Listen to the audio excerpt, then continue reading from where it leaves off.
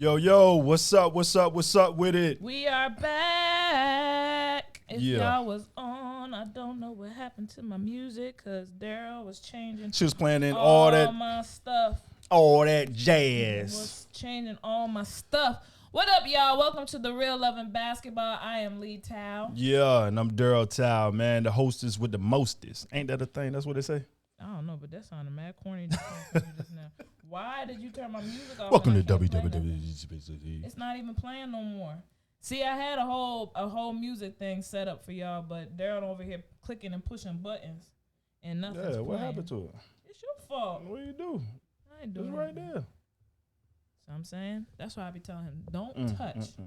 Don't. You got to fast touch. with Pandora, man. Something. You said who? You got to hit the next button on Pandora. Anyways, hey guys. Yeah. What's up, y'all? So just to give y'all feedback, because I'm sure you guys are like, what's happening? Y'all were just rolling on one station, and now you're not rolling on anything. Well. She's so irritated about that music. She don't know what to do. No, I ain't irritated about the music. I'm irritated about other stuff. Yeah. All right. So if you've been following our Instagram, our Facebook, and all the good stuff we've been putting out, Schea Cotton, he was supposed to be on the show today. We're going to have to reschedule that. Or he may just pop in. He has some things he had to take care of. So the show must go on, and we continue to do our thing with The Real Love in Basketball. You know, always got great topics, great situations. And why is you talking like you was about to record a commercial or something? We is not going on. We got a little bit of time. Breathe. Yo, she will never let me be great though, man. It's okay. You are being It's great. okay. If you wasn't It's great, okay. we wouldn't be doing all the stuff that we doing that's right what now. I'm saying, man. Let me So- shout a little bit. How So, you doing, my man? How you question doing? is, why? First of all, I ain't gonna lie to y'all. My feelings is mad hurt. Daryl did it. So for everybody who was waiting, well, we was just rocking because y'all was on my page. We was rocking. Daryl came over here in my space and pushed buttons. And this is an ongoing thing. Like when we be in the car or when we be eating or something or at our desk, he always reaching over here. She ain't want that jam session. That's all. He always reaching You over here. You want to use mine? Grabbing stuff. You want to use mine? Now I can't hear nothing. I can't see nothing. I don't know what's happening. Listen, do you want my phone? I don't want your stuff. That's what I'm saying. You were scared of the jam session. Yeah, That's it. Nothing. Go ahead. Connect. Go ahead. Yeah, connect. And that's why yours and I ain't gonna play. Yeah, let's go, man. What's going on, guys? So, anyways, we are trying to pull ourselves together. Hey, Willis. Hey, Amber. Why you put? Because it's a joke. Oh man. Buenos noches. Anyway, look, you can't even pull your thing up. I am. I'm about to do it. All right, so nope, ain't nobody music coming through. So I'm saying they hate. That's what you get. That's what happens when you just don't. What's the end of an era? Today we is gonna talk about the end of an era. It was catapulted from Sarah Jakes. Yep. And right now, the end of the era is going to be you reaching over here, touching stuff that ain't yours. That's why don't nothing work now. See what I'm saying? We have music just that rolling, quick. and now we ain't got nothing working no more. You know, I can put my music back on over here. Yeah, go ahead, man. Hey, if y'all watching the Real Love in Basketball show right now, please share this live. Hey, we try to be nice and organized and all proper and all that stuff. But listen, this is the Real Love in Basketball. We let y'all into our lives, you know what I mean? The build, the process, all that good stuff. I think that's what separates us from everybody else, man. You got to be transparent. You got to have fun. You got to be different. Yeah, and got to be different, man. So if y'all watching this, share this live, man. We got some great topics, great conversation, and going to let y'all in a little bit, man. So what happened, again, if you're just tuning in, because I think we have more people tuning in now. Again, we were supposed to have Schea Cotton on tonight. Don't know what happened. Well, take that back. He connected us. Something happened personally. He said he was going to tune in. We hope that he tunes in. But if he doesn't, hey, it's all good because we've had some bomb guests on already. Y'all already know how our shows have been. So if we can't get nobody on, guess who you get to see for the rest of the night? Yeah. And she feeling it. I'm telling you, she is on one today. I'm on one because I'm This running is the show. for all my mamas She's on out one. here. Y'all know how I feel. When you running on fumes and then you just everything just works at the last minute, okay? I'm running on fumes. I'm giving y'all my last hoorah before I crash. And I'm going to go ahead, for those of y'all who don't remember, earlier on my live, we placed a bet that if I prove that this hoodie that everybody likes, see this hoodie? Mm-hmm. I got him this made as a surprise gift just because I love him and I do that all the time. He swears he got it for Christmas or his birthday. It was one or the other. It's not. It wasn't a just because. I know that for a fact. You got proof? Yep. I'm about to go to my Instagram page and see. Why are you doing that? I'm going to say Bluetooth on and off. When I last talked to him. No. So how are you guys doing this evening while we're chit-chatting? Because I don't want to not engage with my people. Yeah. How y'all doing? So it's almost the weekend. Every day is a weekend, for real. Today... see, here we go. I'm about to find this picture. So today, she want to prove me wrong so bad. Yo, it's okay, man. I'm gonna get you to Chick-fil-A anyway. Hey, you already know. Hey, Jackson, you know how the women do, man. They got the Carfax. Boom, man. got it for you just because on November 14th. Let me see that. Right there, and I posted it. Just because. Pal, y'all see it. I be trying to tell you, ain't no birthday, ain't no Christmas. Now give me my darn stuff back. Thank you very much. Oh, you got it for... That was CT birthday. Why would I get something? I told you, but I'm saying it was both. You're wrong. We was connecting both birthdays. Mine is October 13th. CT's is November 15th. You was putting it together. I put birthdays ahead of time, so you get all your packages on time. I get all my you get all your Christmas gifts. But listen, on time. Listen, so you heard her right.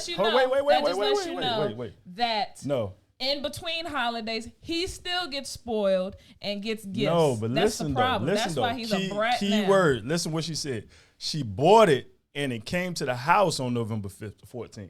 What does that mean? But you got it because you get stuff early. So it was a Christmas gift that you got and it was delivered on November 14th. Where's the thing you at? got it a month early. Thank you. Clap it up for me. There you go. Y'all hear that? You get on my nerves. Oh, my God. It's okay, Anyways, man. You get stuff early. This is why my mother says I'm supposed to be a lawyer because I do never come to no battle without Carfax. Okay? Without my Carfax. Thank you very Amber, much. I did not lose.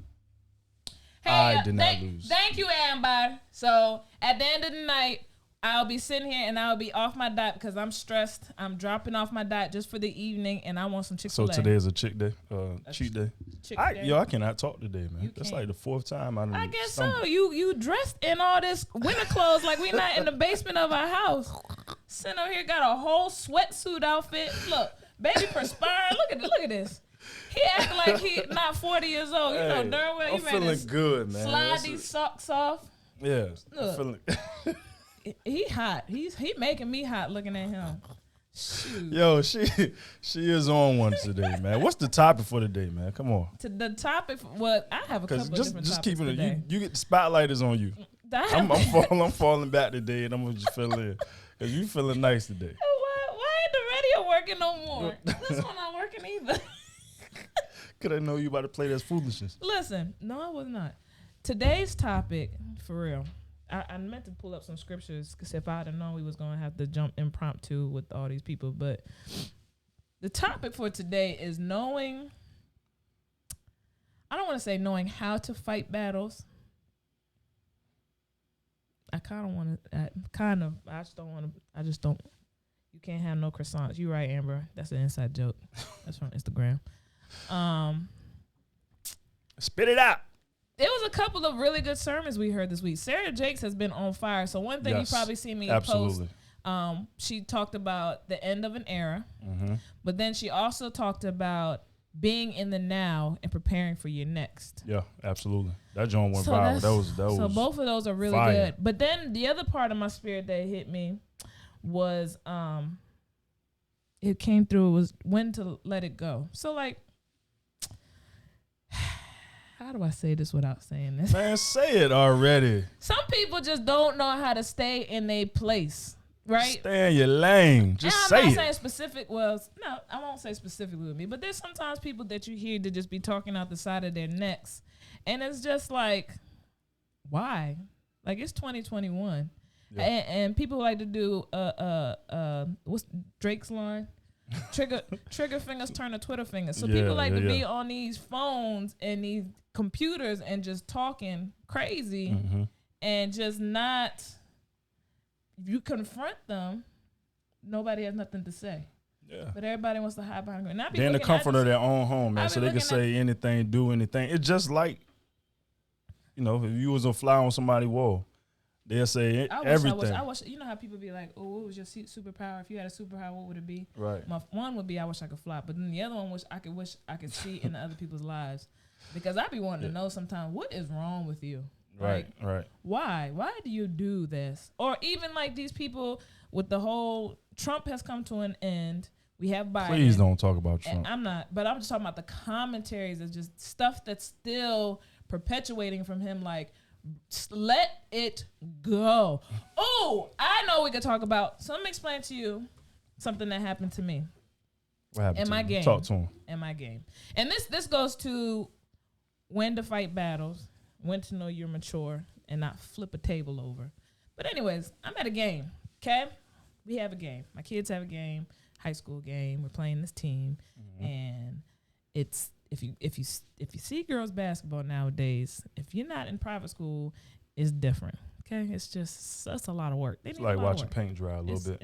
It's they need a lot of work. So look, Christine know what I'm talking about. So we had a game, and I wasn't there. Yes, and one player from the opposite team tries to drive in the paint. Now, again, these are two teams that are developmental, essentially. My team, I have kids that need to develop. The other team had kids that they're all brand new to the game, essentially. So anyways, this kid tries to drive down the middle of the paint and trips on her own feet.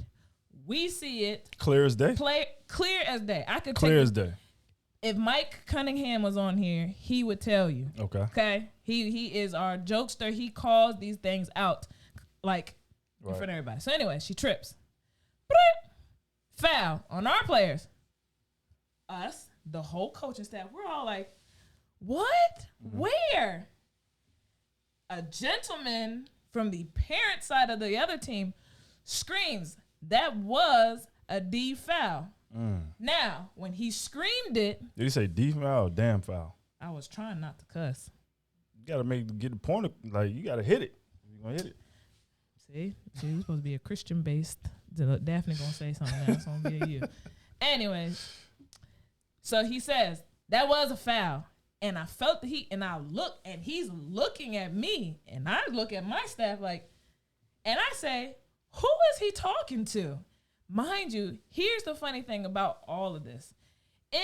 Because of COVID, you can't have nobody at the game but 25 spectators. So you're thinking of a big high school gym, two teams that have maybe 10 to 12 players, and then maybe 25 spectators. Most schools are not filling up the full 25. Maybe. This school happened to have maybe 13 people showed up. So it's quiet. If you don't have that lit team, it's quiet, right? So he says, that was a foul. I said, who was he talking to? He stands up and says, you. He is every bit of 6'5", big. Now, okay, my heart and my flesh said, no. Who is he talking to? Right. Now, I won't there. Disclaimer, I wasn't there. It would have been another situation. This is coming over. My spirit now is saying, sit down, breathe, because you have kids sitting here, you have a family, you got a business, you got a reputation. Yeah. So that goes to my beginning point of how choosing your battles now, as you mature in this life, is so necessary. Because my heart and my flesh wanted to snap all the way off and read him up and down in front of everybody. Right. But the thing was, anybody can get up and say, that wasn't a daggone foul or whatever the case may be. Right. What made you feel? So it made me. Did it feel racial to you by being another race? It felt very targeted. I'll say it like that. Man, call it how it is. It felt targeted. Okay. Keep it the way that it's. Keep it clean. Okay. Okay. Felt targeted because then I went to the staff because I like to handle when I feel heated. I like to feel vindicated. Like All right, well, let's resolve this issue because it can't just, that's not appropriate. Now you're exemplifying a certain character in front of my kids. They need to understand that's not appropriate and that stuff like this can't happen on a regular basis. So, bet my assistant coach was ready to walk over there. No, relax. We're going to handle this the big girl way, big boy, girl way. Y'all sit, finish out this half. Boom. Let me go over here and holler at these ADs. Holler at the ADs. Oh, we didn't hear it, but we'll watch out for it. Yeah. Now, so it's a little bit more than targeted, man. It sounds like a little bit racist to me, yes. Give me about 2 feet. That's about how far the rest of these people was that was behind us. So, needless to say, I was on fire, okay? Because I don't like that. And now I know at the end of the day, you can't always prove you're right. You can't always win battles. Right. You can't always. But I will say the battle that I won in that moment was not losing myself like I really wanted to. Right. That was like one of them joints, not to cut you off. That was like one of them joints when you little and you want to fight somebody so bad you crying. Yeah. Like one of the moments, like you want to fight your big brother so bad or your brother like you crying, you so mad. That's what I be trying to, what's the name? I be trying to tell everybody, like, when I get really, really, really upset. Yeah, she came home hot too. You know what I mean? I cried because I'm that mad. I'm not crying because I'm hurt. I'm crying because I'm like ready to kill. Do y'all play them again? No. Okay. Okay. Yeah. But anyways, I wasn't there. So, point of the matter was just talking about how do you guys deal with when to choose battles, what battles to choose, especially in today's day and age, because I know there's a lot of free will going on, let's say, and a lot of people doing and acting certain kinds of way and thinking that it's okay. Right. And so when do you pick and choose when to address certain things? When do you choose to let things go? I think for me, man, like, it's certain times you just got to make a statement. And I'm a firm believer in that. Standing up for what's right. What's right is right. What's wrong is wrong. And, you know, some people may not like it, but sometimes you just got to prove a point. You know what I mean? You got to make a statement. Not prove a point, but make a statement like, yo, that's not rocking. I don't care what environment I'm in. I don't care where I'm at. I don't care who watching. You know, I may not go overboard, but you won't know that won't right. You know what I mean? At the end of the day, because a lot of times people they think they can do whatever. That's true. That's true. That's what I'm saying, man. But then like, how do you decipher how far to go? Because sometimes that impact that you're trying, or the point that you're trying to make, or the understanding that you're trying to convey can push you to limits. That's what I'm saying. It depends on how disrespectful it was at the end of the day. Martin Luther, Malcolm X. You know what I mean? Like, you know, sometimes you can be peaceful. Sometimes you gotta let that thing go. Right, but if you're chill, okay, so let's take the same comment, same thought process. Okay. And your kids are in front of you, or for us, we got business. So perfect example. How about? Oh Lord, Lord, I get through in the mix. I was just falling back this show. Yeah, I know where you're going with this. I want people to feed in how you should handle this, right? Yeah. So here's another game situation. It seems like basketball is where people just want to really try patience. Yeah, so anyways, we at a game. Daryl's coaching. I'm trying to be a parent, okay? It's the one time of the week where I don't have to be a coach, trainer, business person. I just want to be mommy and watch my baby. And I saw this. You know how women, we have intuition. So I saw it a mile away, huh? I saw dramatics with this particular referee starting early. I was just too far away from you to get you the heads up. Hey, just leave her alone. Okay, so it was a woman ref, and it was this male ref. The male ref was terrible. The woman ref, she has her moments. An older woman ref, like, she not old. Yes, she is. She shouldn't be reffing. She should be home. She not. She like chilling. She like 50s. No, really, don't tell that lie. No, for real. She like 50s. Ask my dad. Okay. And dad, you know, if he's on here, ask him. She don't supposed to be reffing. Anyway, so she had already started, so I was sitting on the side of the other team. So think about the gym. I'm sitting, they don't have no bleachers. So I'm sitting on the side of the opposite team, and my kids and our team is on the far side over there. The coaches over here had already pissed her off in the first 30 seconds of the game. She turned and looked at the coaches there and said, "You better get your assistant coach and tell him to sit down." Now, I know her because she's kind of one of those.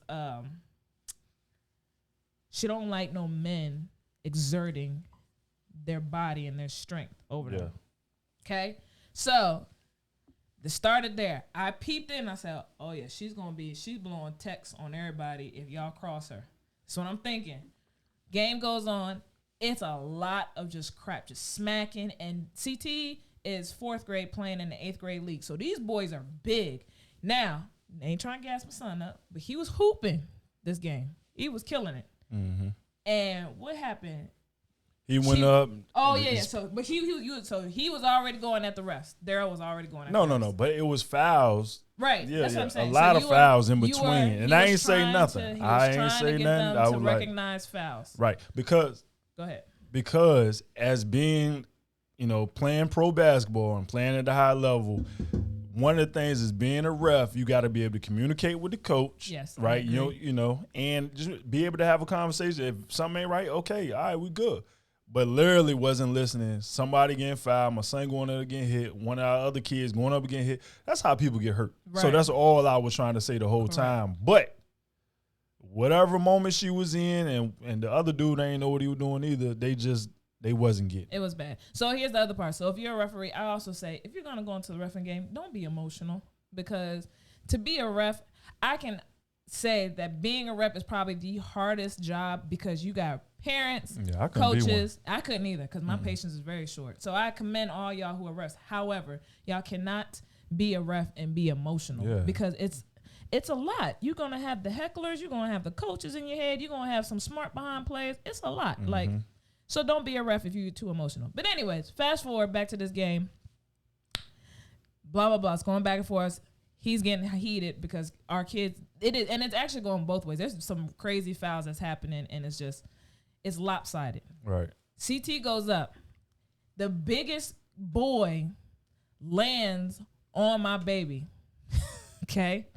Now, I have learned over the past 3 years that I got to sit and chill for a minute, and I'm hollering, get up, CT, get up. He's hurt. You can tell he's hurt. He's not in pain. He's hurt. Right. He loses it. Okay, snapping. They wouldn't have. If you would have called a foul, it wouldn't happen. No. He's mad.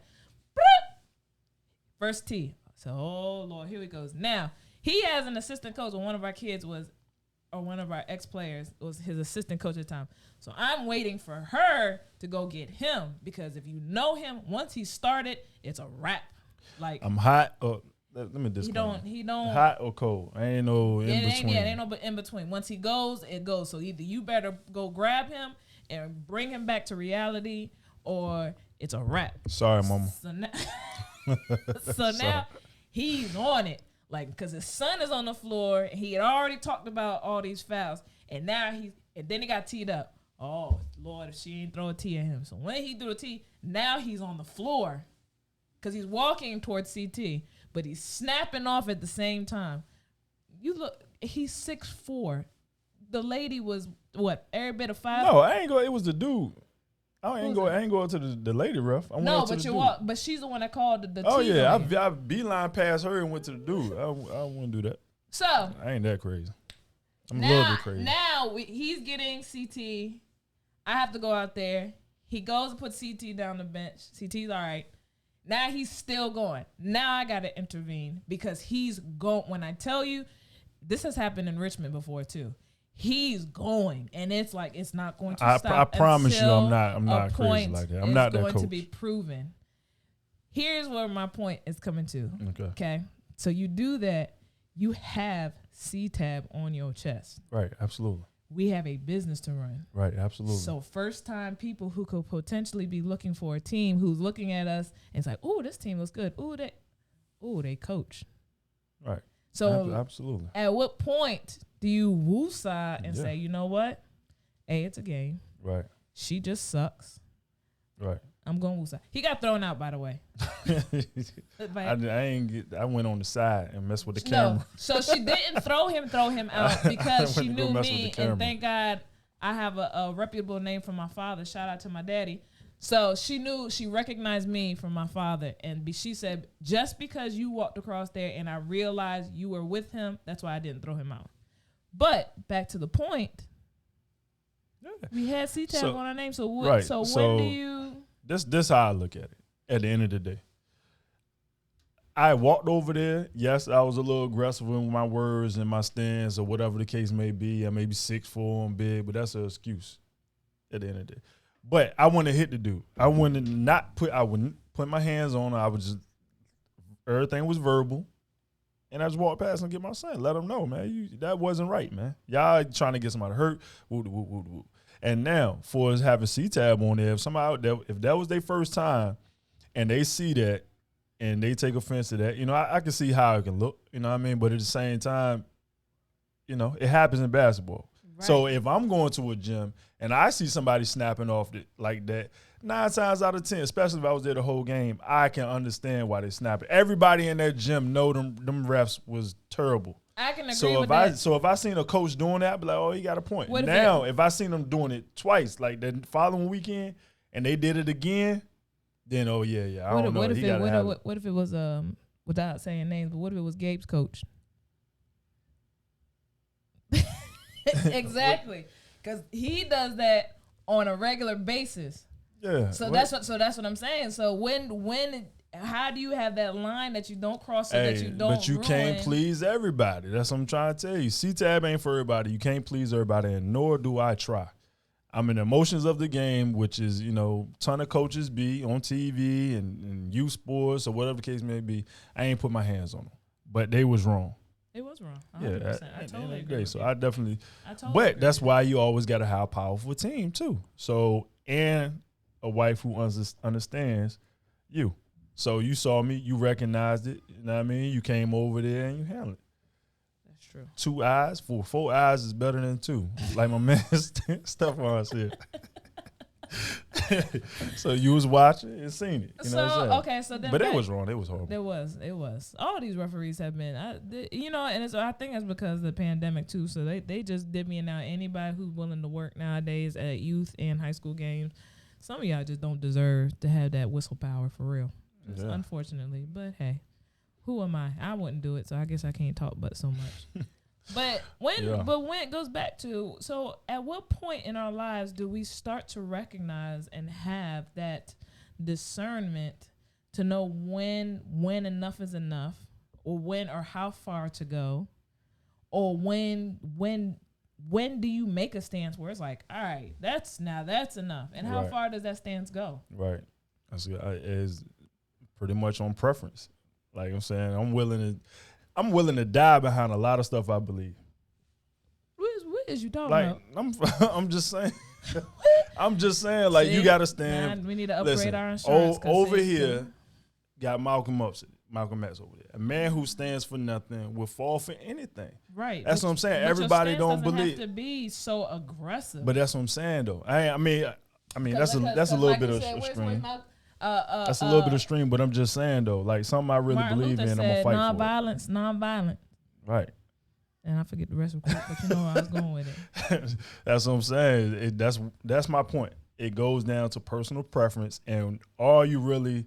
And this is the thing, and get a little bit of deep. And this is what we're talking about, like when people are really, whether they're protesting, whatever they doing, they feel like something ain't right.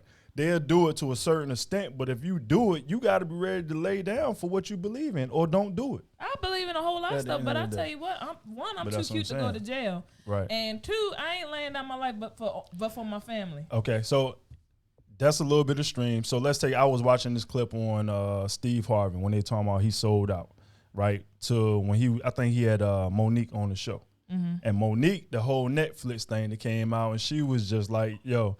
I don't like how Oprah, Tyler Perry, and you, my brother Steve, didn't stand up for me when y'all told me in-house, in private, that I was right.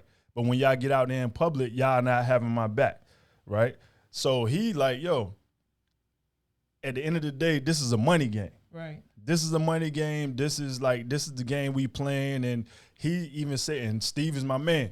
But that clip, I was like, yo, he said, I can't fight for my integrity, and I'm paraphrasing. He said, I can't fight for my integrity when, like, bread is on the line. He got a family to feed and, grandchildren and all that stuff.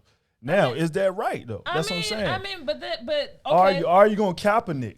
That's what I'm saying. Everybody ain't built for that. That's what I'm saying. But that's what I'm saying. So he's not wrong in feeling that way. Just like every black person who's in the NFL right now that's looking at Kaepernick like, yo, I support you, but bro, I still got to get my dollars. Like, I got to eat right now because I don't have no backup. Right. You see what I'm saying? So I don't think there's nothing wrong. I think that, again, I think you might have said it, but you have to weigh your risk. How far are you willing to go? Yeah. For me, yes, I will go to a certain extent to prove what needs to be proved, but I'm not going so far unless something happens to my children or my husband. Yes, I will go to jail behind my children, and I will go to jail behind my husband. Well, let me. What? Hold on, wait. That's backwards. Like, if me and you are one, right, and you left your mama and daddy to be with me, I thought that I was before the kids. Listen. That ain't biblical. Listen, that's not police not come up. Excuse me, we ain't ask you questions about their time. Look, Tweety Bird, tweet. Lord, I'm living with a snitch. Somebody ain't got my back, man. I ain't gonna lie to you. Listen, we be watching 60 Days In and stuff. Listen, I ain't cut for all that. Y'all do too much in jail, and I am too cute. I come right in there and try to be boss. And listen. It will go down, and then I be somebody's girlfriend, and I'm not down for it. Okay, so you better just make sure you'll fight for the kids. You ain't fight I'll for fight me. for my children. I'll fight for you. Now I know. Psych. I know how far I'm going. Psych. He knows. I'll go to an extent, but I'm not going to jail. I'm gonna tell you that right. I tell all y'all that right now. I ain't going to jail for none of y'all. Straight up. It is what it is. I'm not going to jail for nobody. Y'all seen these jail systems? Y'all seen the food they gotta eat? I'm already depriving myself in the real world. Y'all gonna send me behind bar and really deprive? Listen, I'll be hanging somewhere. Oh man, let's get to a couple of these comments. Yo. So, if you don't willing to pay, you probably don't really. I ain't hear what you said. You said now you get mad at me when I'm reading my book. I be reading to be in my own word, and I'm like. I apologize. Thank you. Now you just did it live. Let me read it out loud. Because I didn't. I thought you was reading here and I was reading here. Nah, I can't. I didn't put my glasses on. I ain't gonna front. Daphne. So, a comment says, if you're not willing to go all the way, then you probably don't really believe in it 100%. Thank you. That's my point. Who said that? So Andre said that. So, hey, man, so Dre, look. Straight up. Man. No, that's for what real. I'm talking about. That's so real, here's what though. I want to say. So I truly believe in the injustices that's going on. We went and we did our protesting and everything like that. But how far can I really go when I have kids that need me? Should I be out in the trenches and doing everything else like the rest of these people who are risking their lives because of what I believe in, or do I have to be smart? Yeah, so I think that when you go all the way, I think that maybe the go all the way. So the way that I went all the way as far as I could, because of my lifestyle, because of my family, is I think we continued to speak on it and we did different things during that whole moment to bring light to it. And then you talking about at that gym? What are you talking about? No, I'm talking about just the injustices. If we're talking about injustices as an example. Yeah. So that's what we believed in, right? Right. So, but we weren't on the front line in DC, protesting and throwing and all that stuff. Like there was people out there doing that, right? But just because I wasn't out there doesn't mean I don't believe it. I think that I handled it in the best magnitude that I could. So for me, I wanted to spread the injustice and understanding more so for our next generation. Right, so I think that we did it. So just because I don't go all the way, like what does all the way mean? But just like anything, everybody got a different passion, a different calling or whatever you want to call it. You choose a different platform to serve the community and serve your people and stuff like that. You know what I mean? Other people want to be like, yo, I'm going down to be in the physical to do. So it's like no right or wrong, as long as you serving and you doing what you believe in. Now, on the other end, and this one thing I said too, I forgot who I had a conversation with, like them people that went up in that Capitol, they what they did was terrible, but they really was trying to get to it. You know what I mean? They was getting to it. They ain't care. They was fighting for whatever they believed in. The nonsense they believed in. What did they believe in? Or was and some nonsense. It's some BS. But my point is, they was willing to do whatever. Or it could be they didn't feel like anything was going to happen to them. That's the other flip. We live in two Americas. You know what I mean? That's real. That's a real thing. And now on the other thing, and like I said, I was having a conversation with somebody, and we were talking about how Christians and believers think versus like people who are not into the word and doing all this horrific stuff in the world. Like when it comes to Christians and believing in something, like we're not all the way in on displaying what we believe in or gun ho for a lot of times. Mm-hmm. However, them people that's out there doing some crazy stuff in the world and the devil, like they all on attack. They going hard. But when it comes to believers and stuff like that, we're passive on a lot of stuff. You know what I'm saying? So like I'm saying, like whatever it is, like if you believe in it, you got to go all into it. Now it is a balance. It is some things you got to think about. Yes. Or you just go in your own way, like we saying. Yeah, I think right. There's certain ways that you just handle it. You can be just as effective in your own lane. Like we don't have to be the what's the word I'm looking for? I can't think of the word right now. But anyways, we don't gotta be them people on the front lines to still be impactful. Yeah, for sure. So I mean, it's just like in basketball, right? You've got your point guards, you got your guards, but you need your post players and stuff to have your back and everything as you facilitate. You might be the facilitator on that front line, but you got to have your backups, and you also got to have your bench players who got to hype you up because it's a whole team effort. Right, Everybody, right. I don't think people who understand that, like, it literally takes a team effort to be successful. It's not just one person. Like, we all come together. So I think with these type of different things that are going on, different passions, different focuses, I think it takes the people revolting and going out there and being on the front line, but it also takes the other ones like us or other people on the back lines being just as impactful in a different way. I think the other thing, too, as a black man, I think about a lot being in a situation like that. Lord forbid, don't ever let anything happen like that. But being in a situation where I have to show my son what being strong is, not in a prideful way or having an ego, but just not. If something is wrong, if I'm willing to step up for what I believe in and I'm teaching my son that, it has to be an example. I don't know what that consequence is, but at the end of the day, I want my son to look at me like, yo, my dad stood for something. He believed in something, no matter what the outcome is. You know what I mean? We want a positive outcome, but at the same time, if it's ever a situation. So you know what I'm saying? I agree with you, but for me, what impresses me is when you see somebody able. Oh, what was we watching? And you see somebody able to break down somebody without even having to be aggressive. For me, you got to be real. Yeah. But that's what I'm saying. For me, you got to be intelligent. And I hate talking about this because it's so. It just you really got to be emotional. intelligent. You got to be a slick and witty. Well, that's not just that. But I'm saying, so like, for example, again, going back to the injustice, and it's the last time I'll talk about injustice. We could jump on to some other example, but if you get pulled over, and the police put hands in this, that, and the third, some black men are gonna be aggressive because you want to show that this isn't right, and you want to be this, that, and the third to show your kids you can't do this, and if something happens, at least you can think that this is what they're gonna say, right? But for me, like that one, I forget what clip we watched where the police tried to come at him, and he came at him with like facts and knowledge that was like, yo, you have to understand. When he came in his yard. Right. And it was like, he knew the law. And he was cutting him up without even having to be aggressive. He would just let him know. Law, boom, boom. And for me, that was so much more powerful because that was the example that needed to be set for our next generation, how important knowledge is and how you can cut just as strong without using your fists. Yeah, knowledge is power, man. But I'm going to tell you, a lot of people don't know the laws like that. My man knew it like front and back. Right, you know what I mean? And I think that would be helpful. Even though we're living in two Americas and stuff like that would be helpful to be knowledgeable on a lot of stuff, man. But we're not taught to be in the books or how important things are like that. You know what I mean? Oh, we have our guests here. Yep. Hold on a second, guys. Hold on 1 second.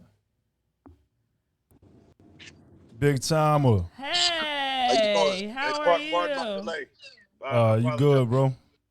Doing all right. How's everything? Good. Everything's good. We're on. We got you on live right now, so everybody sees you. Okay, Hold on. that's right. Let me see if we can get your volume up. Yeah.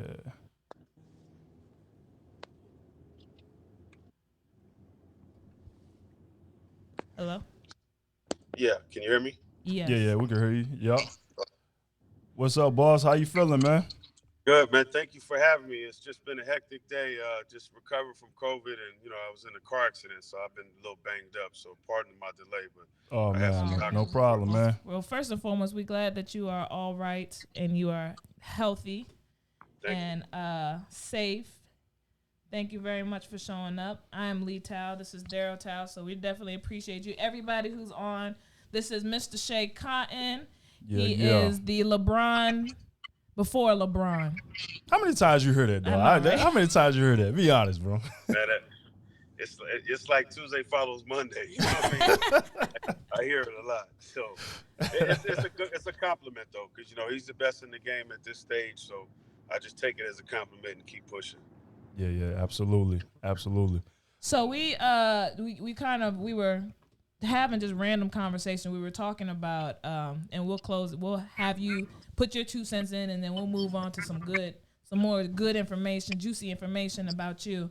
But we were talking about how do you know how far to go when you're standing up for stuff that you believe in. So we were talking about different examples about we had some instances in the game where my husband had to exert a little bit of extra energy on a ref, and I've had to kind of deal with some crazy inappropriate parents and stuff like that.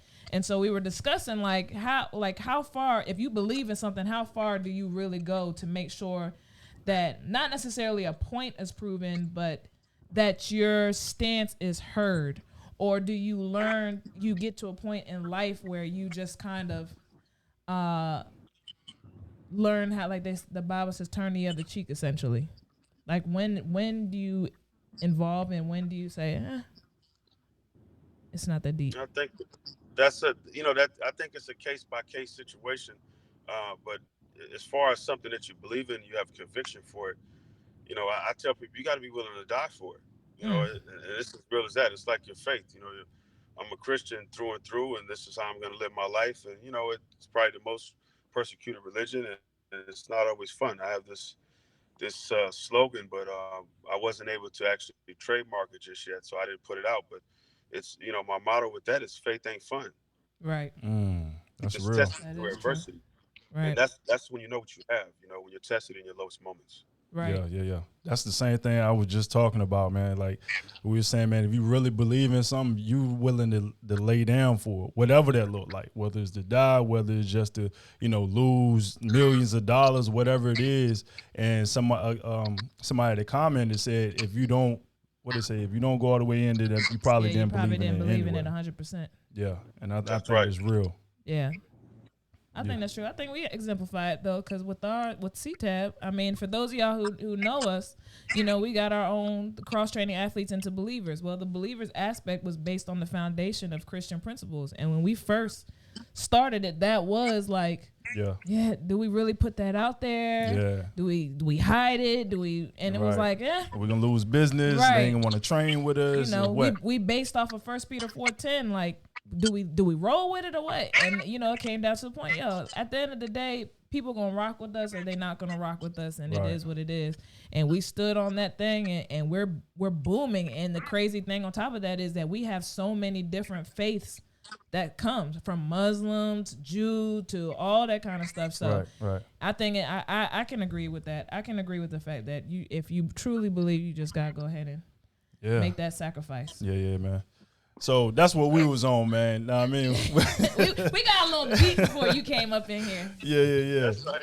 So, bro, listen, man. Like, I just got hip to you probably last year or so, right? And just hearing your name over and over, man, and then watching the doc was powerful, man. And just seeing, your greatness on the court and, seeing your family speak about you, man, and the great things that you're doing now in the community.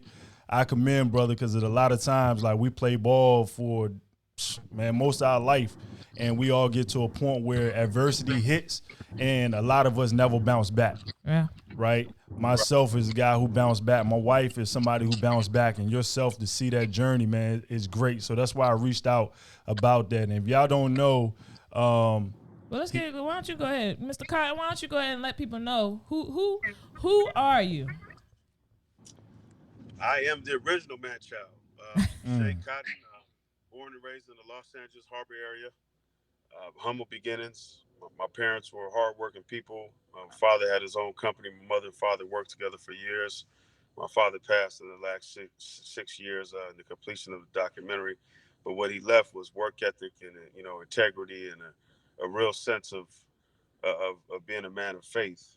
And just showing me how to be a man. Ultimately, you wake up, you go to work, you give an honest day's effort. You work hard every day, you give everything you got, and you go to sleep, you're exhausted at night, you had a full day. If you can laugh and cry all in one day, that's a full day. So, I took a lot of elements that he taught me with his action rather than his speech, because he was a man of few words, but he worked extremely hard and came from humble beginnings. And, he made millions in his time. Yeah. Him and my mother had a good life together.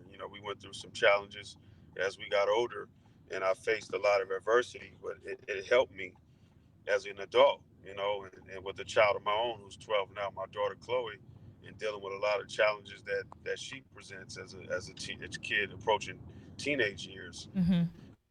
And it had been different.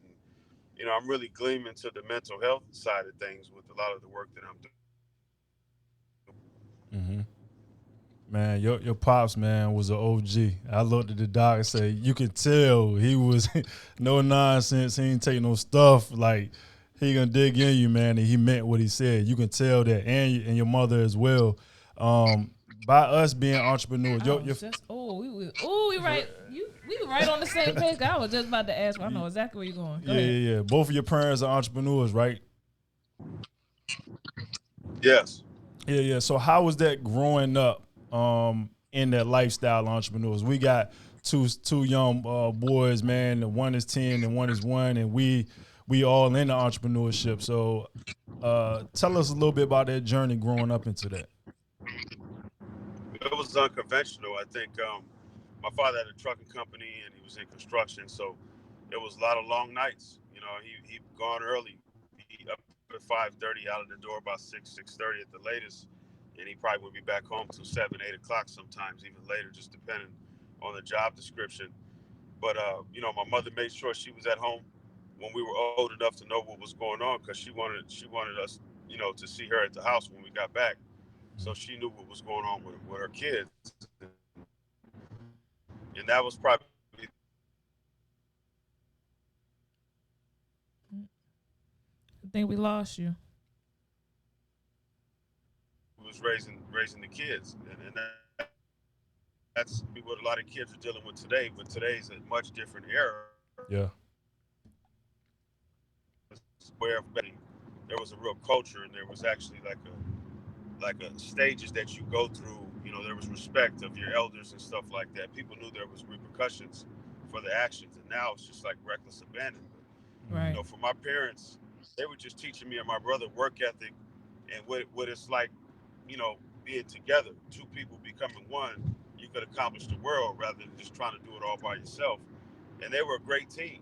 My mother was the brains behind the operation. My father did a lot of the manual labor and the physical stuff, and they brought it together and they worked well. My father would work hard, and he scheduled time where he wouldn't miss me and my brother's games as much as he could. Sometimes, work ran over, and my mother was always there. But, just that togetherness, that bond, that family unity that I learned from an early age, to make sacrifices, to work harder than the next person, to not look to make excuses, but look to make a difference, And when you live in that space, you're going to be attacked a lot. And then you put that Christian faith on top of that, you better be ready out here in this world, because there's going to be a lot of stuff that's going to deter you and try to take you off course. Right. I'm so glad I think we're done. We don't even talk no more, because you just made confirmation of our life now. Shoot, because we got all that covered. But the one question I do have for you, so again, I mean, it seems like we do have very similar households essentially. It's just the two, you and your brother, right? Yes. So if you could give an advice, being that technically you two would be like our two sons right now, what would be one thing that you wish could have been more of from your parents, or you could have got more of from your parents in this type of household, or got less of? Like, what would be your advice? Because we're doing essentially exactly what your parents are doing. What would be the advice that you would give as a child to parents who are doing this? But you kind of broke up. You said, what advice would I give to parents? Yeah, so if us as parents doing exactly what your parents are doing, and you and your brothers essentially being like our sons, what would be something that you would pass on and be like, hey, if you could do this more or do this less, so that we can make sure that we're doing even better. You know what I mean? Yeah, I would make sure to keep them grounded. Make sure they have a strong sense of work ethic and accountability and the sacrifice. I think people have to be more willing to sacrifice more than they're willing to receive. Mm. You know, when you want something bad enough, you're willing to give up something that means a lot to you. And I always tell people, I gave everything I had repertoire when I played, so I have no regrets. But a lot of people leave with regrets because they didn't lay it all on the line. And Right. that's across the board in life, not just in sport. But in anything we do forward, we'll have no regrets. We can live with the results knowing that we gave everything we had. And I think it's important to protect our kids. Don't be so quick to expose them to the powers that be as far as the mass media outlets and social media. I would say to try to keep them bottled up in a way and then let their talent prevail when it's time to rise and shine. If they have the tools and they have the confidence and really the blessings, the gift from the good Lord to play this game, that talent's going to rise above anyway. Right. Mm-hmm. That's good. Do you think do you feel as though because your parents work so much, do you feel as though there was did you were deprived of anything like attention or anything like that? Because as us being entrepreneurs, and we work round the clock like that too, except it's literally the both of us. Like, we got a whole program that we run, and then two other businesses. Sometimes, especially as a mother, I see the other moms that are able to have play dates and this and that, and I'm like, oh, I want to do that, but then at the same time, I want to be building this empire so that my babies can do better than I can. So did you ever at any moment, like as a child, feel like, dang, I wish my parents were here more or anything like that? Or were you able to see at an early age what they were doing? Yeah, I mean, I wanted my father around more at times, but I knew he was working to put food on the table. So it's kind of like, if you're not grown up in a situation where you have a trust fund account set up and you don't have to worry about finances, you got to get out here and get to it. So Right. there were times when I was probably lashing out when I was young, 10, 11 years old, and I took that onto the court. I played with a chip on my shoulder because when my father wasn't always around, you know, it kind of made me wonder, and it kind of made me upset at times. So I would take it out on the people that I played against. So I just kind of harnessed it, and then I would have conversations with my dad along the way. Why weren't you here? Where were you at? And we'd have conversations. He'd explain it, son. I gotta take care of our family. A Right. man take care of his family. He goes to work. He pays the bills. He's a provider, the protector, and all these things. So he was a man of few words, but I took everything he said to heart. He was like E.F. Hutton when he talked. Everybody listened. So Yeah, Okay. I yeah, hope that helps you a little bit more. But I would encourage you, just pray through it and stay connected. You guys, Yes. as a family, through the adversity, healthy communication is the key. Just explaining, what the end goal is, and there's going to be times when maybe you won't be able to support them in certain events and things like that. But knowing you're doing it for the greater good and setting the tone for them, so when they become adults, they have great role models to glean from. Right. yeah, yeah. Right. Facts. Agreed. Yeah, yeah. One of the things that we talk about all the time, man, like the kids, like whether you're rich or whether you come from poverty, man, just finding your why and finding what motivates you, right? A lot of kids, like you took that passion and like, yo, I'm gonna take it out on the court. You know what I mean? I have some frustrations. I got some things that, you know, I'm pissed off about. I'm gonna take it out on the court, man. And that's what we tell the kids all the time, man. Everybody has a why. Like I said, whether you come from a rich family, whether you come from, you know, having nothing, everybody have a why, and tap into that, man. So outside of that, what else you think may have motivated you to your greatness, man? Was it always like, I need to get to the league, or, you know, I'm trying to be at the top? Yeah, I wanted to survive. I was trying to stay out the streets. I'm like, you know, the crime was like in arm's length. You know, what I mean, Right. everything. It's easy to get into trouble, so Mm-hmm. Right. it's harder to just keep your nose clean and do the right thing. So I said, man, I'm tired of seeing my cousins in the penitentiary, and you know, Mm. I get a chance to leave, and they crying behind the wall, and that people think that, you know, that's the way to go in the streets and get the rep, and you know, people be the fear drives people more than the love. But I beg to differ. You know, love conquers all, and I think Yes. when you Facts. understand the dynamic of, you know, what it's like to be railroaded, and the way the system is set up systemically as far as racism is concerned, it helps you make smarter decisions. I mean, growing up at that time for me, it was literally we stop at the wrong gas station, we could lose our life. So it Right. wasn't, Mm. again, you know, I buried my best friend at 15. I just buried one of my other homies I grew up with, and you know, we were the same age. I mean, he never had a chance. He had 2 degrees and lost his life in a situation that didn't even have to be. So Right. you learn from travesties and heartache and real pain. You know, you don't Yeah, learn in complacency and success. You know, Right. we just by the way. that's a word right So there. using that same mindset, you train and coach. I do. I do more training and mentoring now. I had an AAU team that we put on the shelf about 2 years back. We were pretty competitive in a year and a half. We went from rank 0 to top 20 in the nation with no sneaker sponsor. And a couple of my kids right now are still the top players in their state. One of them in particular, Marquise Cook out of Portland, Oregon. He's Okay. Mm-hmm. top 5 ESPN 25 right now out of Jefferson High School. So to So see some of my guys sticking with it and really, you know, making good, it's better than money. It makes me feel good. It lets me know that I'm making an impact and it wasn't a waste. right. Absolutely. So with that same mindset that you just talked about how to push through the adversity, I think one of the challenges that we find as coaches and trainers is trying to teach those kids that mindset, because again, you know, we live, unfortunately, our kids live in such a popcorn society where it's like, all right, I'm gonna scroll on Instagram and I see my man's over here, oh, he's successful, not understanding that background.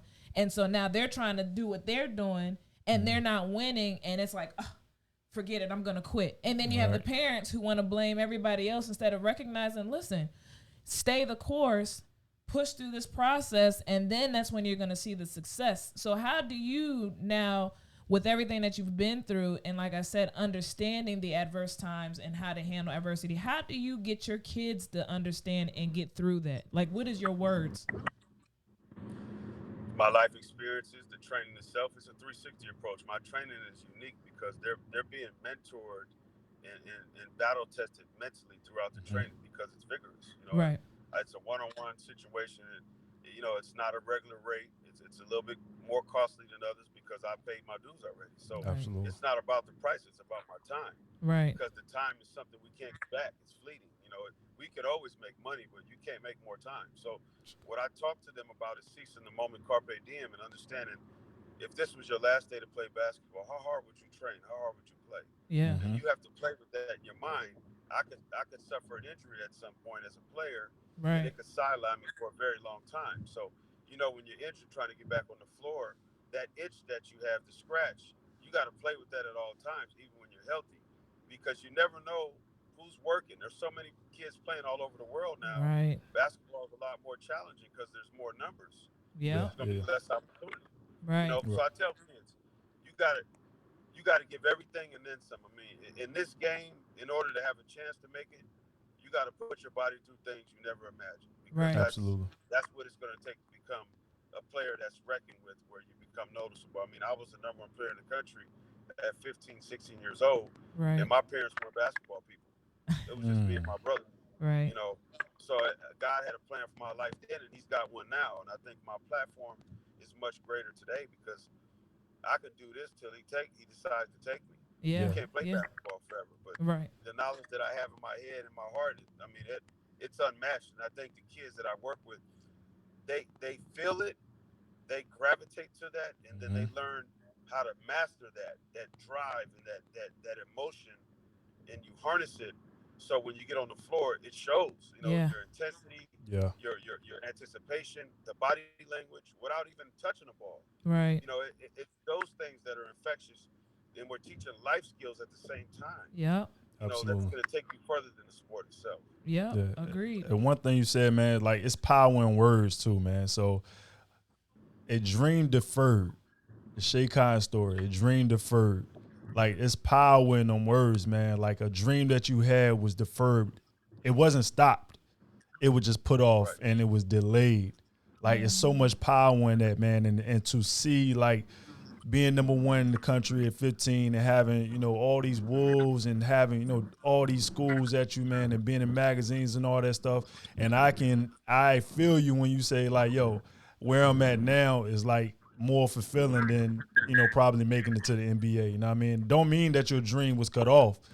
It Right. was just delayed to where you at now, living, living good, helping out the kids, the youth, and, making money in something you love.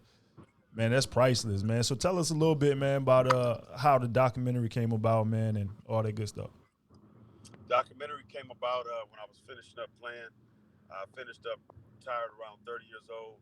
My director on the project, Eric Batar Herbert from our True Group, talked to me a few times. He actually was part of the fan base, and I had no recollection until later in my career. He would watch me play in high school, and they had like a cotton club that he was a part of. So he followed my career, countless hours, and mentioned some things to me towards the end of my playing days. You should think about doing a documentary. Well, at that time, the itch was still scratching. So I said, man, I'm not thinking about retiring right now. I still got to hoop a little bit more. Mm-hmm. Right. So that, talk to me in a couple of years. Well, we circled back on that same conversation.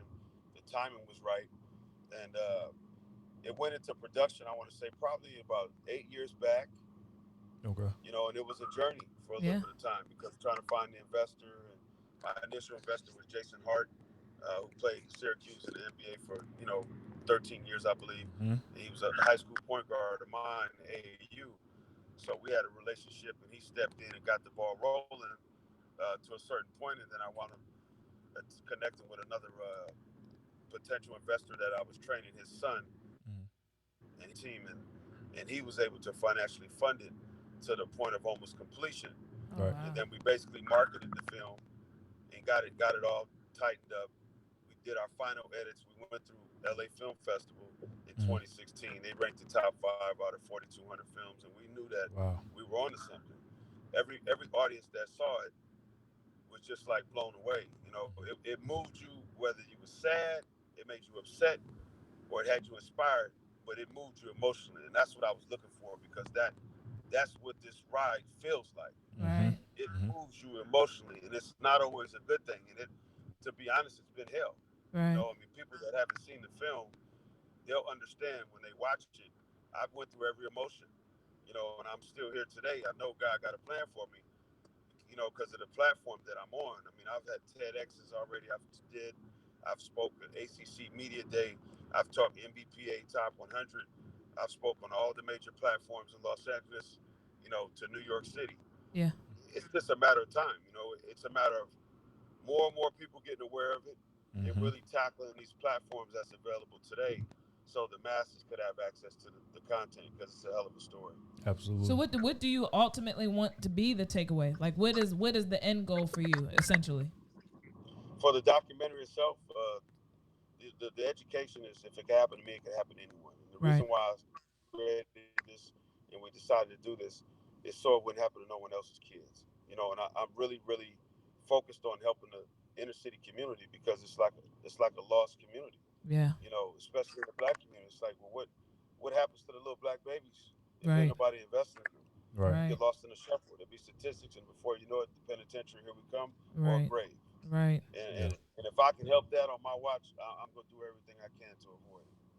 Yeah. Right. That's powerful too, man. Cause we have so many. Well, we have a lot of elite athletes, man, but ones who have true stories that can share and help change lives. a lot of them don't want to tell their story. Right. They want to give half truths. They want to give this story, but don't tell this. And like, yo, your story, man, can change, like you said, young kids' lives, man. But we just, and I don't know if it's just our culture, how we don't communicate or we care about what other people feel. Did you feel that pressure when you was going through this process? You know, I had a point when I was like, man, I got to really open up. I got to be vulnerable here. But you know, I had been broken. You know, God did something through me, and He built a different individual. Like, Yeah. I don't care about what people think no more. I'm doing this for my Creator. Like, I want to make Him happy. I can deal with Yeah. the world. You know, Amen. I don't want Him upset. You know, my Father. So, and that reigned supreme in my mind. I said, well, I'm ready because I'm vulnerable enough to peel back those layers and show people the scars of my life. Yeah. Mm-hmm. You know, Yeah. good, bad, or indifferent, so they can truly build and learn from. Because it's not about when it's all good; it's about when it ain't good. What you're doing. I tell people, Yes. Right. character is built. Character is built when no one's watching. It's what you do when no one's watching that counts. Right, Mm-hmm. right. Mm-hmm. It's just like what we was talking about. It's the now. It's the now that prepares you for the next. Yeah. And I think so many That's people right. just want to grab onto that next and not understand, in this moment, there is preparation that is necessary for during this process for you to be successful. But the other part of that, which I'm just loving, so with you and even with, we had Ray McElrathby on last week, the vulnerability between black men. Like, I think that is such a necessary component in today's day and age, and Absolutely. the transparency. And like Daryl said, I think it's the transparency is such a missing element with these kids that that's how we relate to our kids. Like, they see a married couple.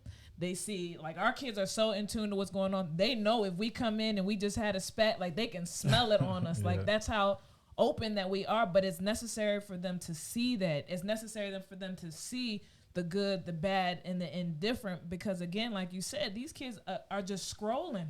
And they see great, and they don't know what negativity looks like for real, for real. So to see you and to see other men on this platform being able to say, yo, it ain't all preachers and cream over Right. here. It ain't all these glitz and glams that you see with all these, high stake players and all this, that. It's work. And it's not always going to come out the way that you think. Now, what do you do when it doesn't? I think it's so necessary for our society, because it's just not talked about. I mean, even in the church. Think about in the church. Like, how often do you go to church and it's always the traditional, we're going to talk about the word, we're going to talk about what God can do. Yeah, but what happens right now when you see everybody doing the silhouette challenge and all my homegirls is doing the silhouette challenge, Right. and I'm single and I ain't doing it? Like, why are we not talking about that right now? You know what I mean? Why are we not talking about the details of what's happening in today's life? You know what I'm saying? So I definitely Right, because they caught appreciate it. up. Right. They caught up. You know, pandemic got everybody just looking for a state of elation. You want out, so you trying to find happiness and some kind of enjoyment, some kind of entertainment. But we got to stay woke at the same time, Yeah. because Mm-hmm. that's the fastest way. That's the fastest way to a casket with this virus floating around. I just recovered from it. This Mm-hmm. COVID ain't no joke. I had two Right. nights when I didn't think I was gonna make it. I was Mm. having a hard time breathing. You Right. Right. know, Right. I had an epiphany. Kobe came to me in my dream in them two nights, and he told me, me and him we had a bond. We were competitors. We played against each other and had a lifelong bond. Rest in peace. He came to me and said, "I'm all right. I'm good. Don't worry about me, man. I'm all right. But I love what you're doing with your life. Mm. Keep going. Mm-hmm. Really proud of what you made of yourself after all this time." Mm. And Mm. it hit me like a ton of bricks. I woke up and was looking around. I thought he was in the room with me. It was that surreal. Mm. Wow. I So, know that's right. Wow. you know, so for me, it just reassured me that I'm doing the right thing and I'm on the right track. It's just a matter of time before God brings, the real blessing of Right. abundance. Yeah. Right. Yeah. Yeah. Right. And Right. it's in Right. His time. Right. And nobody knows what it's going to look like when you're a true believer and you got faith. You got to step out there. You got to have Right. the faith to take that step forward, and He'll take two. Right. Yeah. But a lot of people aren't assertive in that way. You got to be self-assertive, and you have to be more of a trailblazer than a follower. Right. Yeah. Yeah. Yeah. That's real, Right. man. A lot of people too, like, don't believe in, like, how God reveals certain things in different ways, right? Through dreams and just you can be watching TV, man, and something you just talked about and just pop up on TV. Like these are signs, man, for you to have a relationship with Kobe and had a mutual respect for that moment that happened. You know, I'm pretty like you said, man. That was a moment where you sat back and like, wow, you know what I'm saying? So that was powerful, man. A lot of people don't understand how God can move, man, and going through your adversity, the struggles that you had. I'm pretty sure that you had a strong faith. Was you raised up that way, or was it something that you learned later on in life? We always had an understanding of the word, but just was kind of confused as a kid going to, Baptist and Presbyterian churches and all these different sectors of the word. Mm-hmm. For me, it was just kind of like, all right, now I'm going to Catholic school for high school, and I said, I believe in God, so that's how I summed it up then. Right. But I had a more intimate relationship as the years went on when I became an adult, when things that I thought that I could control, I think we're all guilty of at times when things are going well. We're thinking we're controlling that narrative at some point, but God allows it even when it's bad things. Sometimes He'll allow it to wake us up. Right. So when things weren't going well, I had to turn to something more than an agent and even my own parents. Right. To Right. glean to get something substantial. I had to call on the Lord. I got on my knees and I broke down like a baby. This was probably 10 years ago, Mm-hmm. Yeah. and ever since I told him, I said, "Look, I'm going to spend every day serving you. I just need you to give me what my heart desires because I can't live like this. Right. Mm-hmm. Right. This isn't. I know you got more for me. So, Right. and I've been grinding ever since. Just waiting on Him. So we got this thing. We wait and we work. We Yeah. Yeah. wait and work. Yeah. We Yeah. wait Yeah. and work. Yeah. And it's And that's the hardest part. Right. And it's so funny that you said, and this is confirmation. So and Daryl knows we're big in faith and we're big in confirmations and affirmations and the way God speaks. I literally, and I think a couple of my girlfriends might be on right now, literally just had this conversation with them last night. Like, yo, we've been grinding with CTAB for 8 years. We got all these other organizations who are doing similar to what we're doing, who's just rising, but we're the niche. Like, we're different. You know what I mean? Like, we're the impactful. We're doing this. And then on the flip side, we got a woman's business that I'm doing. And then I'm coaching high school. And my high school team, like, we went up and now I'm back to the bottom and I can't get these kids. And I was talking, I was like, yo, at what point do I reap this harvest that I know God promised me? Because I'm doing work that I'm tithing, you know what I mean? I'm tithing on a regular. I'm praying on a regular. I've done did every darn Bible study that comes every month. I was like, yo. And you know how you just get to the moments where you literally, you just talk and you ask. And then it made me reflect on the story with Gideon when he was like, yo, you're allowed to ask that question. Like, God, when? And prove to me that I'm on the right path so that I can keep moving. Give me that motivation. So you saying what you're saying right now literally is Him talking to me like, see, I told you, just be patient. Yeah. Be patient. You're going to reap your harvest, honey. See, you're not in these trenches by yourself, which is where you get to sometimes when you're living this life. And like you said, when you're in faith, faith can be not fun. It's not. You know what I'm saying?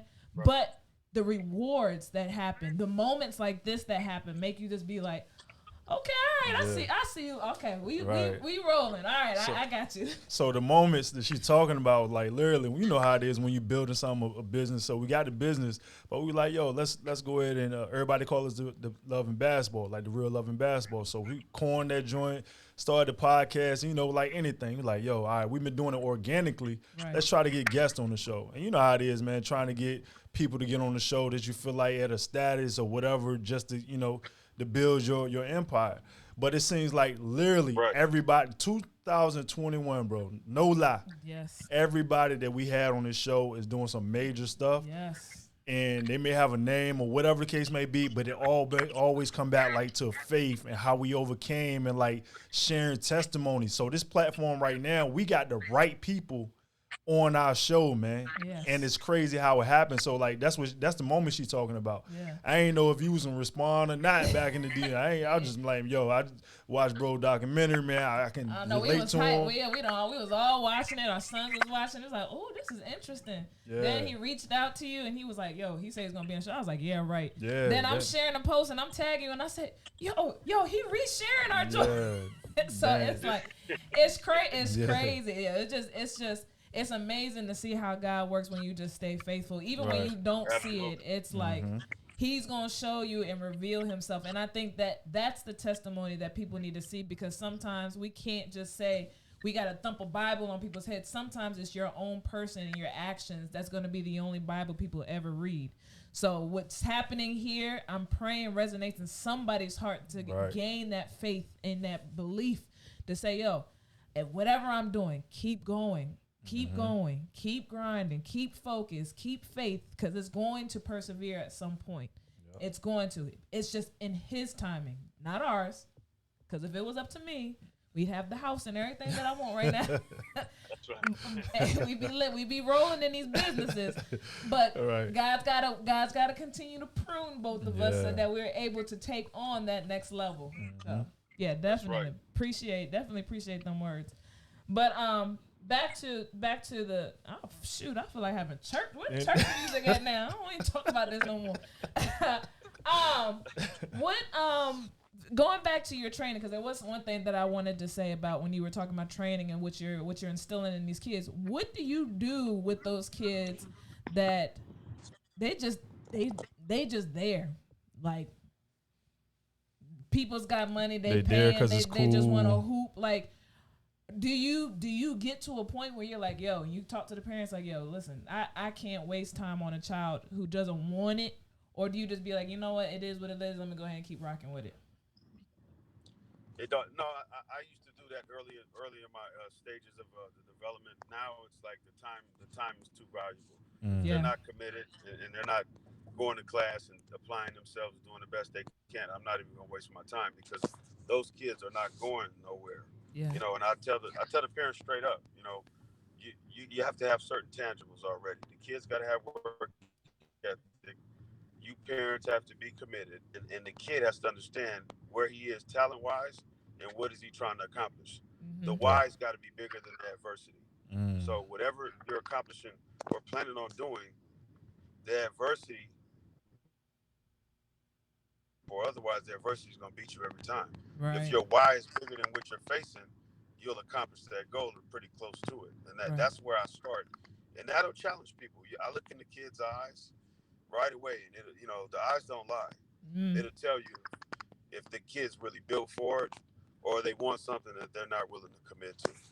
Yeah, that's true. That's real. That's true. As players, with everything that you've been through, with the story that you've told, and as you see, like you said, that everybody's hooping now. Everybody's got a trainer now. It ain't like it was when we all played.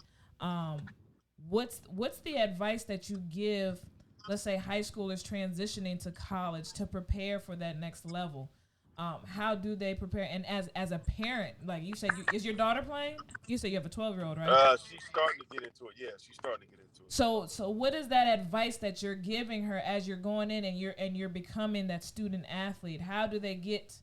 And what is the one thing that you want to make sure that all these student athletes transitioning from levels to levels take with them?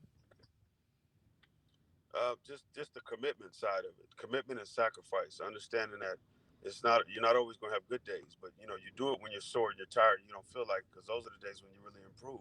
Yeah. Just like in school, you got to do your homework, you have to study for certain tests. The subjects that you're weaker in, get a tutor for that so you can get those grades up. If it's a C, get it up to a B. Because in sport, it's never ending. You're never going to be a perfect player. We're always striving for perfection, but we're a ball of imperfections. So, for kids, with my daughter, I tell her, look, just have fun with it, but I want you to make a commitment. We're not doing vacillation. So, you're not going to go back and forth. If you're going to commit to basketball and I'm going to put my money into it, you're going to see it through. You're not going to quit. So that's my main thing with her, just establishing commitment and work ethic right now at her age. But other kids that I've dealt with that have been in the sport for some time already, a lot of them, the issues are the sense of self-entitlement, and then the parents living vicariously through the kids. Yeah. I don't handle that well. Yeah, Right. Okay, that's so real. because most of these kids will never be what I was at the prep level, Hmm. but what I can teach them is life skills through the game of basketball that nobody else can because they haven't faced my wars. Hmm. Right. And I think that's what separates my training and mentoring from a lot of people because it's not conventional, Right. Yeah. and nor do I want it to be. Right. I don't have all these fancy equipment drills that you can use. The trainers, doing all this Right. fancy footwork with the ball and stuff. My stuff is game ready. Yeah. Hmm. You do this and you master it, you're gonna be better than most people in your age group. Right. And Right. if Yes. you're Right. willing to challenge yourself against older, stronger people and better players, you might be onto something. Because that's what my life looked like as a prep player. Mm. Yes. That's true. Yeah, that's That's real. true. That's Jews right there. Okay. Yeah, Go go ahead. ahead. Oh, I was gonna ask. So outside of that, as we move forward, because I know we've been here for a minute. You've been driving for a nice minute. You must be traveling across Yeah, LA or somewhere. yeah. We're headed to go pick up a car. I'm with my girl right now. Oh, Okay. okay. To start to close out, what is the most impactful thing of your life, or what is what? Well, let me give two parts. What has been the most impactful thing of your life, and what is 100% the legacy you want to leave behind? The most impactful thing, uh, wow, that's a great question. When I played, probably being State Player of the Year, CIA Player of the Year, John Wooden Player of the Year, the youngest ever in the state of California, never been duplicated since Mm. Mm. 1995 as a sophomore. Um, Today, I'd have to say being able to be blessed to complete this documentary and a finished product that is something that we're happy about and we have a piece about. Since my father's gone, I know he's looking down smiling. I would say the Mm. documentary being done and being out and distributed now. That's Yeah, dope. yeah, yeah, yeah, That's dope. yeah. What's the legacy you want to leave behind? Somebody to give you the shirt off his back and no quit, no quit in me. No, we don't. I don't know what that word is. It's Right. if you can't get in the front door, you go in the side. You go in the back. The object is getting the house. So Yeah. that's the mentality that I live with. That I was brought up, to master. I think my motto is believe in yourself when no one else does, and I live by that. Yeah. That's awesome. I think one thing too, man, before we roll, is also too how you treat people and also too just who you are as a person. Because I'll be honest with you, I know 2 or 3 people that hit me up when they found out that you was gonna be on the joint, whether you coached them in an All-Star game or they just know you or whatever. Everybody said the same thing, man. Like you a solid dude, you know what I mean? Like a real one. Yeah. You know what I'm saying? And I'm like, that's one of the most precious things, man. That anybody that says your name and they all got great things to say, no negativity, man. Yeah. That's a That's blessing in dope. itself, man. So salute to you, brother, for doing your thing, man. Thank you. Continue to conquer your purpose, man, and do your thing, man. So Yeah. I got one last question. let the man One go, more. One man. more. Say he gonna get the When whip. can anybody get you back on the court for a 5-on-5 run? Probably not. The body don't work like it used to. I try to stay active as much as I can. I exhausted my repertoire when I played, and I just try to work out as much as I can and eat right, Yeah. and just say my prayers and keep my stress level down. But I did everything I needed to do when I played, so I don't really miss it Yeah. from that side of it. Mm-hmm. Probably from the competitive aspect, and if I ever got on the court again, it would most likely be for a charity, something Yeah. like Yeah, that, yeah, a yeah. cause. Cool. Yeah, man. Uh, The man child, the yes. Shea Cotton story, Thank you. man. Thank you so much for joining us. We truly appreciate it. We don't want to hold you up any longer. Yeah. We know you got places to be, but we'll definitely connect with you after this via email and all that good stuff. So we appreciate you guys. Safe travels. Stay healthy. Yes, Stay sir. safe. Stay prayed up, and we are blessed and thankful for Yeah. you. Where can they find the doc at, man? You can find the doc right now. Not now, but right now. You go to my IG handle at Shea Cotton and click the link in the bio at the bottom.